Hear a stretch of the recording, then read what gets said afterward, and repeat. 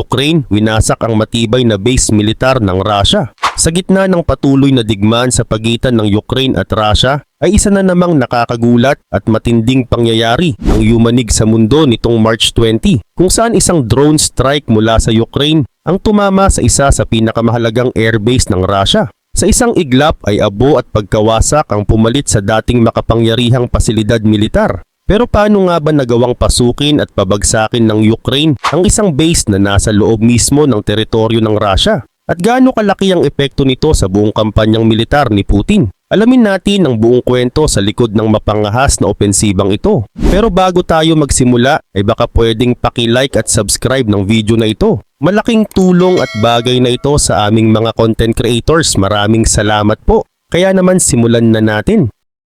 Noong March 20 ay isang pag-ataking may matinding pagkakaplano at eksaktong pagpapatupad ang inilunsad ng Ukraine dahil isang drone strike ang tumama mismo sa puso ng military power ng Russia. Sa bagsik ng tama ay halos mabura sa mapa ang isang military base na matagal nang itinuturing na backbone ng air power ni Vladimir Putin. Samantala, ang target ay walang iba kundi ang Engels Air Base na matatagpuan sa rehiyon ng Saratov na isang strategic location na nagsilbing isa sa mga pangunahing headquarters ng mga eroplano at bomber ng Russia mula pa sa pagsiklab ng digmaan noong 2022. Ang base na ito ay hindi basta-bastang pasilidad lamang dahil ito ang core ng mga operasyon ng Russian Air Force na naglulunsad ng airstrike laban sa iba't ibang bahagi ng Ukraine. Ngunit ngayong araw na ito, imbes na mga eroplanong pandigma ang makikitang naglalakbay mula rito, ang bumungad ay abo, pagkawasak at makakapal na usok na sumasalamin sa bigat ng pinsalang natamo.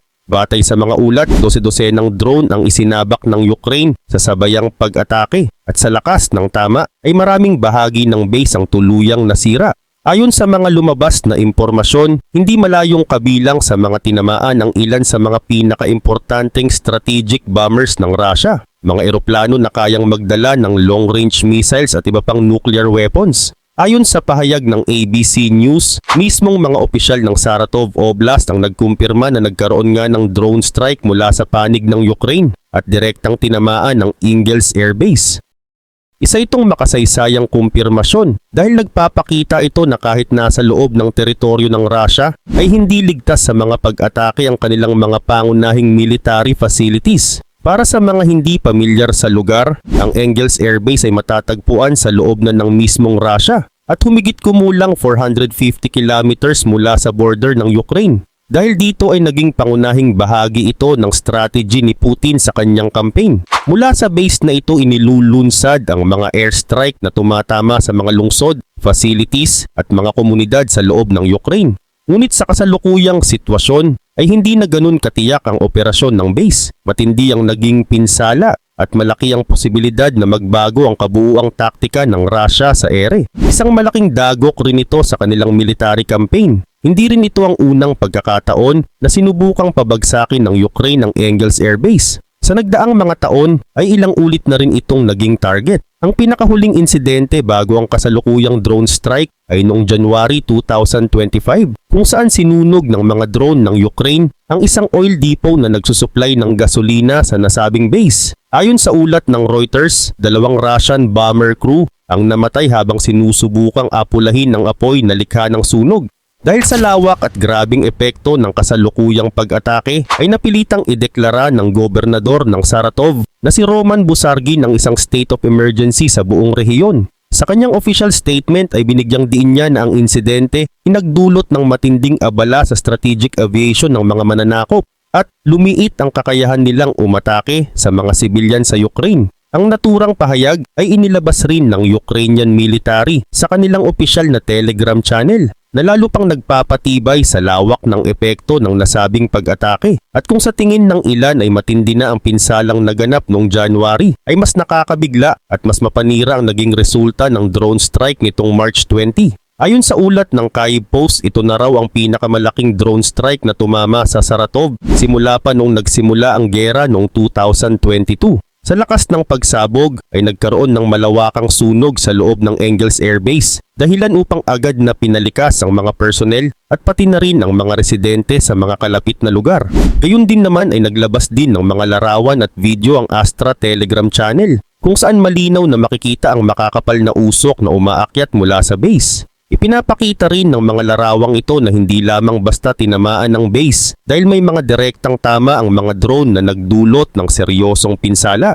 Sa katunayan ay may posibilidad na ang mga sunod-sunod na pagsabog na naganap sa Engels Air Base ay bunga ng karagdagang drone na muling tumama sa mga sensitive facilities ng Russia. Posibleng ang mga drone na ito ay nakatarget sa mga kritikal na bahagi ng base kung saan nakaimbak ang mga military equipments, dahilan upang magkaroon ng sunod-sunod na pagsabog. O kung hindi man iyon ang nangyari, ay isa ring posibleng senaryo ang pagkakatama ng drone sa mismong ammunition depot sa loob ng base. Kung ganito nga ang sitwasyon, ay natural lamang na magsanib ang mga pagsabog mula sa mga bala at pampasabog ng Russia mismo na nagresulta sa mas malawakang pinsala. Subalit kung pagbabasehan ng pahayag ni Gobernador Roman Busargin ng rehiyon ng Saratov, ay tila ba may sinasadyang itulak na narrative ang gobernador. Sa halip na tuwirang kilalanin ang military base bilang pangunahing target ng pag-atake, ay parang pilit niyang ipinipinta ang larawan na ang mga sibilyan ang tunay na layunin ng Ukraine sa insidenteng ito.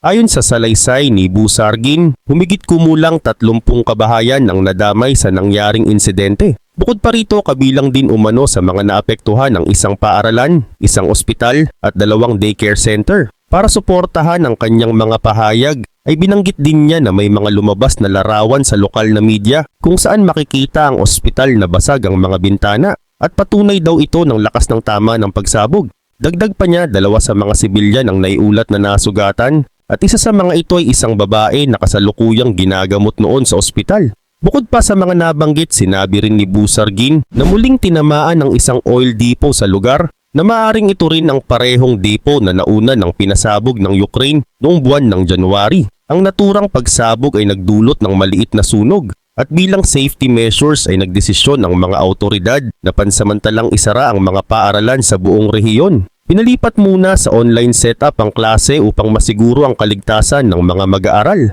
Karagdagan pa dito ay marami ang nagpapahayag ng pagdududa, lalo na tila ba lumalabas na binabaligtad niya ang tunay na kalakaran ng mga kaganapan. Sa katunayan, matagal na ring ibinubunyag ng mga ulat mula sa iba't ibang panig ng mundo na ang Russia ang siyang paulit-ulit na inaakusahan ng pag-atake sa mga civilian area sa Ukraine, na mga akusasyong hanggang ngayon ay mariin pa ring itinatanggi ng Kremlin. At ngayon tila sinusubukang ibaling ni Busargin ang atensyon ng publiko sa ideya na parehong taktika raw ang ginagamit ng Ukraine. Sa ganitong paraan ay maaari rin itong ituring bilang isang strategy upang ilihis ang atensyon ng publiko mula sa tunay na epekto ng drone strike sa Engels Air Base, na isang pasilidad na kilalang kilala sa pagiging mahalagang bahagi ng military operations ng Russia. Dagdag pa sa ulat ng ABC News, hindi lamang Engels Air Base ang target ng Ukraine sa gabing iyon. Ayon sa kanila, isa raw itong mas malawak at coordinated operation ng drone attacks na isinagawa sa iba't ibang bahagi ng Russia. Base naman sa mga balita na lumabas sa state media ng Russia, sinubukan umanong pabagsakin ng kanilang air defense system ang humigit kumulang 132 na drone na galing sa Ukraine. At sa kabuuang bilang na ito ay 54 na drone ang namataan sa mismong himpapawid ng Engels. Ngunit hindi rin nagpahuli ang Russia. Habang patuloy ang Ukraine sa kanilang mga pag-atake, ay sabay rin nitong inulan ng drone ang lungsod ng Kropivnitsky sa Ukraine. Ayon sa mga autoridad ng Ukraine, umabot sa 30 na malalakas na pagsabog ang sunod-sunod na narinig sa nasabing lungsod. Bukod dito, isa rin sa mga tinarget ay ang Kupiansk, kung saan higit 20 bomba ang ibinagsak sa loob lamang ng ilang oras. Isa sa mga residente ang naiulat na namatay habang isa pa ang nasugatan. Kung susumahin ay may kabuuang 171 na drones mula sa panig ng Russia ang pinakawalan sa loob lamang ng isang gabi. Ayon sa pahayag ng Ukraine, 75 sa mga ito ang matagumpay na napabagsak ng kanilang air defense system. Samantalang 63 na drone naman ang hindi nakarating sa target at hindi rin nagdulot ng anumang pinsala. At kung ikukumpara ng masinsinan ng naging kilos ng dalawang panig, ay malinaw na may kaibahan sa uri ng mga target na pinuntirya. Ang Ukraine ay nakatutok ang kanilang operasyon sa mga strategic facilities ng militar gaya ng airbase at oil depot. Sa kabilang banda naman, Habang abala ang Ukraine sa pagtutok sa mga military facilities ng kanilang kalaban, ay makikita ang isang kakaibang taktika mula sa panig ng Russia. Sa halip na mag-focus din sa mga base ng sundalo o iba pang strategic target na may kaugnayan sa digmaan, ay walang habas at walang patumangga ang kanilang mga pag-atake sa mga syudad o mga lugar na tinitirhan ng mga ordinaryong mamamayan. Dito masisilayan ang tila malinaw na layunin ni Vladimir Putin, ang maghasik ng lagim sa mga lugar kung saan napakaraming sibilyan ang direktang natatamaan at nasasaktan. Dahil dito, hindi nakapagtatakang naging napakabigat ng naging epekto ng isinagawang drone strike ng Ukraine sa Engels Air Base. Para bang sa isang iglap ay tinanggalan nila ng pangil ang isa sa pinakamapanganib at pinakamalalakas na sandatang panghimpapawid ng Russia. Sa isang bagsak lamang ay posibleng na-paralyze ang operasyon ng dalawa sa pinakaimportanteng eroplano ng Russia, ang Tu-160 at ang Tu-95MS strategic bombers. Dahil kung ang oil depot ay ganap na nawasak at pati na rin ang imbakan ng bala ay tinamaan, kahit pa may kakayahan pang lumipad ang mga eroplano, ay wala na silang sapat na sandata para gamitin sa anumang misyon. Kaugnay pa nito, ang Tu-160 na kilala ng NATO sa katawagang Blackjack ay isang napakalakas na bomber na may kakayahang lumipad ng sobrang bilis. Una itong pinalipad noong taong 1981 at opisyal na isinama sa services ng dating Soviet Union noong taong 1987. Mula noon hanggang ngayon ay 36 lamang ang nagawang ganitong uri ng eroplano ng Russia. Kaya't kung sakaling kahit isa o dalawa man lamang sa mga ito ang tuluyang nawasak sa Engels Air Base, ay isa na itong napakalaking kawalan para sa Air Force ni Putin. Subalit lalo pang nakakalungkot sa panig ng Russia, ang katotohanan ito ay isang lumang model. Isa ito sa mga naiwan pang pamana mula pa noong panahon ng Soviet Union. Ngunit sa kabila ng kanyang katandaan ay hindi ito dapat isantabi o maliitin. Sa katunayan, sa mga nakalipas na buwan lamang ay aktibo itong ginamit ng Russia sa pagpapakawala ng mga glide bomb sa iba't ibang bahagi ng Ukraine at patunay na ito'y nananatiling epektibo at mapanganib. Ngunit sa kabila ng lakas ng Tu-160 ay limitado na ang bilang ng mga aktibong unit nito na kayang gamitin sa kasalukuyan. Batay sa mga ulat, humigit kumulang 17 na lamang ang operational sa ngayon. Kaya kung may nasira sa Engels ay mas lalong lumiit ang kakayahan ng Russia na makipagbakbakan mula sa himpapawid, na isang malaking disadvantage sa gitna ng patuloy na digmaan.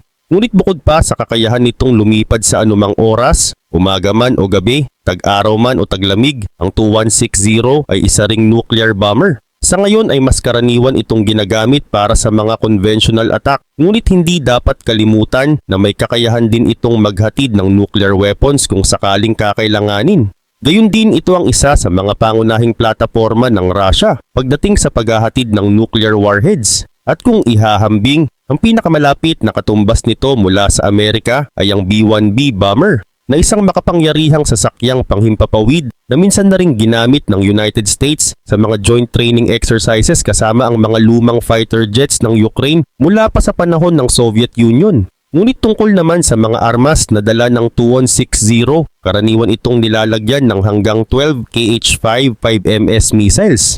Bawat isa sa mga missile na ito ay may turbofan engine at kayang lumipad ng halos 1,864 miles, isang distance na sapat upang tamaan ang anumang target sa loob ng Ukraine kahit pa mula pa lamang sa Engels Air Base ito ilunsad.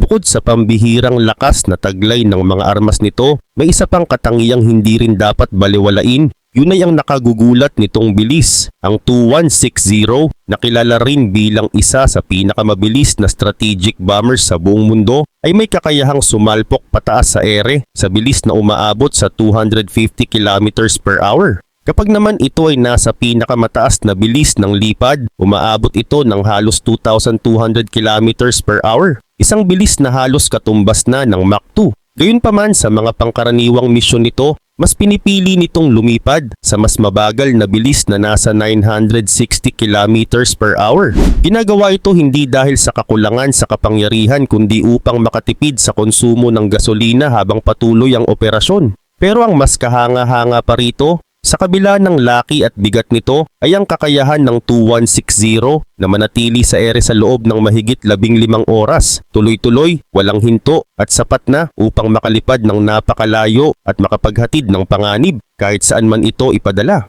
Dahil dito ay malinaw na sa haba ng oras na kaya nitong gugulin sa himpapawid sa layo ng mararating ng mga misileng kayang isakay nito at sa kabuuang bigat at dami ng armas na maaaring isama sa bawat misyon ay hindi may kakaila na isa itong napakalaking banta para sa alinmang target, partikular na sa loob ng teritoryo ng Ukraine. Subalit hindi lamang ang 2160 ang dapat ituring na seryosong panganib. Sa totoo lang may isa pang eroplano na hindi rin dapat maliitin sapagkat kasing delikado rin ito pagdating sa kakayahang magdala ng matitinding pinsala. Ito ay walang iba kundi ang 295MS na mas kilala sa tawag ng NATO bilang Bear H. Ang eroplanong ito ay isang uri ng strategic bomber na may kakayahang magdala at magpakawala ng mga misil. Mula sa orihinal nitong disenyo, ito ay pinabuti at pinahusay mula sa mas matandang modelo ng 2142. Isang eroplano na pangunahing ginamit noon sa mga operasyong may kaugnayan sa pagbabantay sa malawak na karagatan. Ang 295MS ay isa ring makabagong version ng classical 295 na matagal nang ginagamit simula pa noong panahon ng Cold War. Kung susuriin, hindi ganoon karami ang ganitong uri ng eroplano sa imbakan ng Russia. Ayon sa ulat ng Air Force Technology noong taong 2016, tinatayang nasa 20 lamang ang kabuuang bilang ng aktibong 295MS sa kanilang hanay. Bagamat may orihinal na plano ang Russia na gamitin pa ang mga ito hanggang sa taong 2040, ay may posibilidad na hindi na ito matupad. Bakit nga kaya? Ito ay dahil sa matinding pag-atake na isinagawa ng Ukraine sa Engels Air Base na siyang tahanan ng ilan sa mga 295MS. Samantala, ang prototype ng 295MS ay natapos pa noong September ng taong 1979. Ang aktwal na paggawa naman ng mga operational units ay naganap mula 1981 hanggang 1992. Sa madaling salita, isa na naman itong makalumang modelo ng eroplano na likha pa ng Soviet Union. Ngunit sa kabila ng tagal ng panahon ay ginagamit pa rin ito hanggang sa kasalukuyan sa ilalim ng pamumuno ni Putin at sa digmaang kanyang inilunsad noong taong 2022. Kahit na matanda na sa disenyo, ilang beses na ring isinailalim sa upgrade ang 295MS upang mapanatili ang kakayahan nitong makipagsabayan sa mga makabagong teknolohiya. Noong December 2014 ay 2 unit ng modernized 295MS ang naideliver ng kumpanyang Tupolev. Ang 2 unit na ito ang nagsilbing bahagi ng kabuuang fleet na umabot sa 20 bago pa man isagawa ng Ukraine ang pag-atake sa Engels Air Base. Samantala kung ikukumpara naman sa 2160, may ilang aspeto ng depensa kung saan may kalamangan ng 295MS habang ito ay nasa ere. Isa na rito ang pagkakaroon nito ng 2 Gryazev Shipunov 23mm automatic cannons na nakakabit sa hulihan ng eroplano. Ang mga baril na ito ay maaaring gamitin upang ipagtanggol ang sarili laban sa mga sumasalakay na jet o kahit mga misil. Bawat isa sa mga ito ay kayang magpakawala ng hanggang 2,400 na bala kada minuto, isang bilis na sapat upang humadlang sa mga papalapit na banta. Ngunit ang mas dapat ikabahala ay ang daladala nitong mga missile na may kakayahang magdulot ng malawakang pinsala. Sa pangkaraniwang configuration, ang 295MS ay may 6 na KH-15 cruise missiles na nakaayos sa isang rotary drum launcher. Ang mga missiles na ito ay may abot na halos 2,500 kilometers, isang distansyang sapat upang tamaan ng kahit anong lungsod sa loob ng Ukraine kahit na hindi na kailangang pumasok sa kanilang airspace. Subalit hindi lamang basta makapangyarihan at may kakayahang magdala ng mabibigat na sandata ang 295MS. Bukod sa mga armas na nakasakay dito, meron din itong karagdagang panangga habang nasa himpapawid. Ito ang tinatawag na SPS-160 Garand Jammer na nakakabit mismo sa eroplano. Ang pangunahing layunin nito ay pigilan ang kalabang radar sa pag-track sa eroplano. Kung kaya't mas mahirap itong makita at mas lalo pang pinapalakas ang depensa nito. Kapag isinama pa ang mga likurang kanyon ng eroplano, ay mas lalong lumalakas ang pananggalang nito laban sa mga tangkang pagpapabagsak mula sa ere. Gayunpaman kung may isang bagay na maituturing na kahinaan ng 295MS, ito ay walang iba kundi ang bilis. Kapag ikinumpara ito sa mas modernong 2160, kapansin-pansing mas mabagal ito. Ang pinakamataas na bilis na kayang maabot ng 295MS ay nasa 830 km per hour, habang sa karaniwan nitong lipad ay umaabot lamang ito sa 550 km per hour. Ngunit sa kabila ng limitasyong ito, ay bumabawi naman ito pagdating sa layo ng mararating. Sa katunayan, kayang-kaya nitong lumipad ng mahigit 10,500 kilometers. Ibig sabihin maaari itong mag-take off mula sa Russia, magbagsak ng bomba sa loob ng Ukraine at makabalik pa sa Engels Base nang hindi kinakailangang mag-refuel. Pero lahat ng yan ay totoo noon.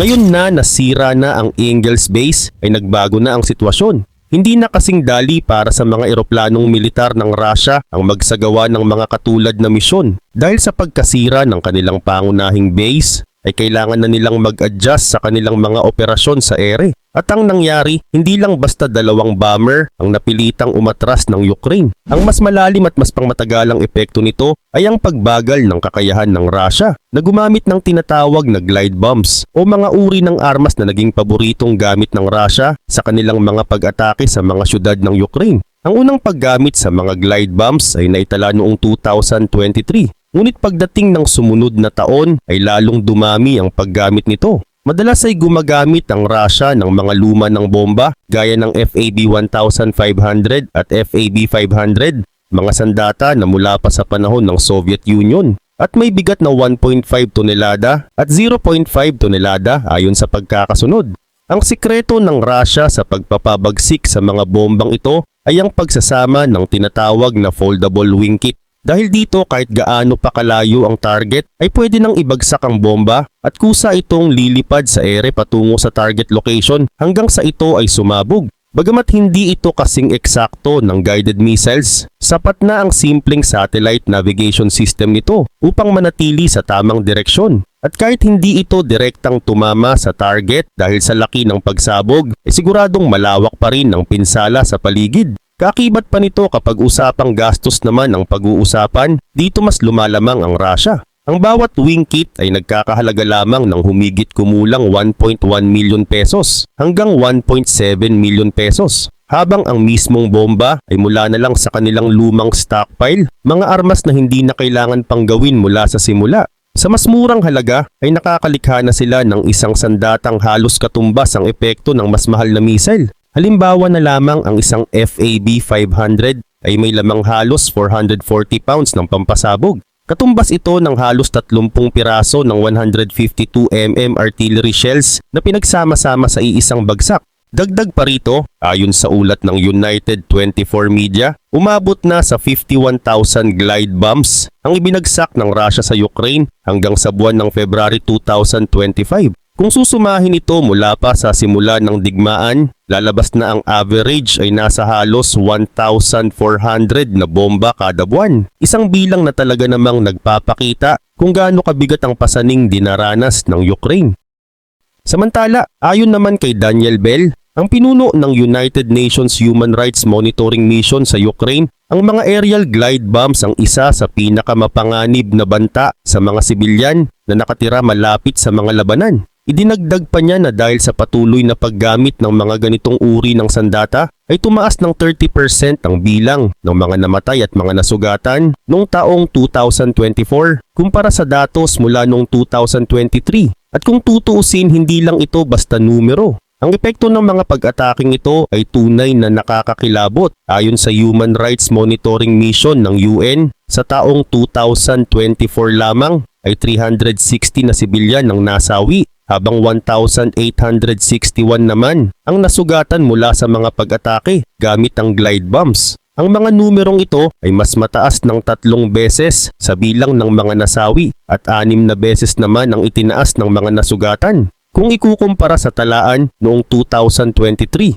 Pero ang mas nakababahala pa rito ay ang katotohanang ayon pa rin sa United 24, pinalalaki pa lalo ng Russia ang produksyon ng mga glide bomb. Ayon sa ulat, may plano si Putin na itaas ang produksyon sa 75,000 glide bombs kada taon na nangangahulugang 50% na pagtaas mula sa dami ng mga nagawa noong nakaraang taon. Sa ganitong konteksto, mas lalo nating nauunawaan kung bakit napakahalaga ng matagumpay na drone strike ng Ukraine sa Engels Air Base. Ang mga base militar na tulad ng Engels ay mahalagang bahagi ng estratehiya ni Putin para maisakatuparan ang kanyang mga pag-atake. Dahil malapit ito sa frontlines, nagiging madali para sa mga bomber ng Russia na magpalipad, magpakawala ng mga bomba at bumalik agad nang hindi nasasaklaw ng air defense ng Ukraine. Dahil dito, sa pagtama ng Ukraine sa Engels ay hindi lamang basta isang base ang kanilang sinira. Posible ring napigilan nila ang ilan sa mga pinakamapanirang atake ni Putin. At kung sakaling nasama rin sa mga nawasak ang mga eroplano na ginagamit sa paglulunsad ng glide bombs, ay masasabi nating mas malaki pa ang tagumpay ng opensibang ito. Ayon sa mga unang ulat, mukhang tinamaan rin ng drone attack ang isang ammunition storage facility sa loob mismo ng Engels. At kung huhulaan mo kung anong klase ng armas ang nakaimbak doon,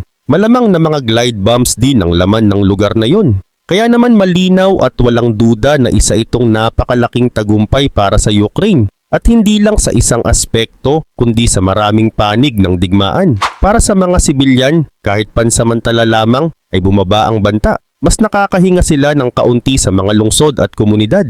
At kung mas magiging madalas pa ang ganitong uri ng offensive ng Ukraine sa iba pang airbase ng Russia, ay may pag-asa na mas maraming buhay ang maililigtas. Sa panig militar naman ay malaki rin ang naging epekto nito sa kalagayan ng mga sundalo sa frontline. Kapag hindi sila binobomba mula sa ere, mas naibabaling nila ang kanilang atensyon sa mismong labanan sa lupa, isang bagay na maaaring magpabago sa takbo ng mga susunod na engkwentro. Subalit matagal nang pinoproblema ng Ukraine kung paano mapipigilan ng mga glide bomb. Dahil simple lamang ang navigation system ng mga ito gamit ang satellite para maabot ang target, ay hindi ito agad naaapektuhan ng mga karaniwang anti-jamming technologies. Ngunit ngayon tila nagkaroon na ng breakthrough ang Ukraine. Ayon sa ulat ng Forbes noong March 17, nakahanap na ang Ukraine ng paraan para i-jam ang satellite signal ng mga glide bomb.